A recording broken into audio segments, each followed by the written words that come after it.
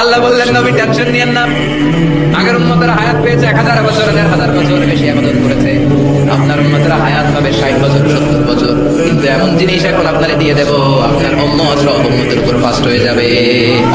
ইন্না আনজালনাহু ফি লাইলাতিল কদরি ওয়া মা আদরাকা মা লাইলাতুল কদর লাইলাতুল কদরি খায়রুম মিন আলফি শাহর। সুবহানাল্লাহ।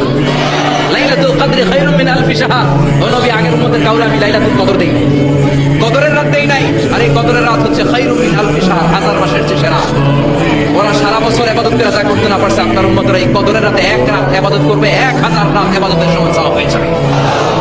এরপরে বিশ্বনবী বদরের প্রান্তরে কষ্ট পায়, আল্লাহ বিজয় দিয়ে খুশি করে দিলেন। ওদের প্রান্তরে বিজয় দিয়ে খুশি করে দিলেন। মক্কা বিজয়ের মধ্য দিয়ে পুরো মক্কার সব ক্ষমতা বিশ্বনবীর পায়ের নিচে এনে খুশি করে দিলেন। মক্কা বিজয় করে ফেললেন বিশ্বনবী, কিন্তু একজনেরও মারেন নাই, বড় বড় কয়েকটা যুদ্ধাপরাধী ছাড়া বাকি সবাই মাফ করে দিলেন।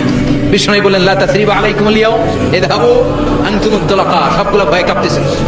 গোটা বিশ্বের ঐতিহাসিকরা অবাক হয়ে গেলেন। In the long history of the world there is no instance of magnanimity and forgiveness which was shown by Muhammad when all of his enemies laid under his feet and he forgave them one and all.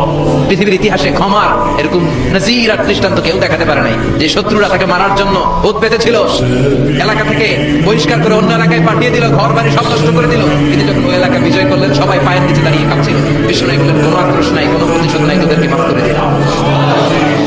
একটার পর একটা বিজয় দিয়ে বিশ্বনবীরে খুশি করে দিল কে?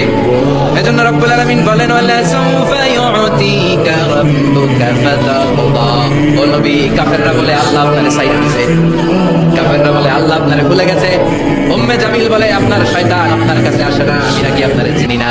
ও নবী, ভয় পাবেন না, হতাশ হবেন না, নিরাশ হবেন না, ভরসা রাখবেন কার উপর? ওয়ালা সাউফা ইউতিকা রাব্বুকা। অচিরেই আপনাকে এমন এমন জিনিস আপনার রব দিবে, আপনি খুশি হয়ে যাবেন। চিল্লায় সুবহানাল্লাহ। এরপর আল্লাহ বললেন নবী, এখানেই শেষ নয়, আমি আপনাকে দেব ওয়াসিলা। আল্লাহ